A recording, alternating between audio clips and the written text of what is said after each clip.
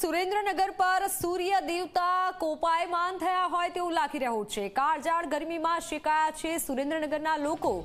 આખરી ગરમીથી શહેરના રોડ રસ્તા સુમસામ બન્યા છે। લોકોને બપોરે બહાર ન નીકળવા માટે કલેક્ટરે અપીલ કરી છે। બાળકો, સગર્ભા અને વૃદ્ધો ખાસ સાવચેતી રાખે। સુરેન્દ્રનગરમાં રેડ એલર્ટ બાદ તંત્ર પણ એક્શનમાં આવ્યું છે।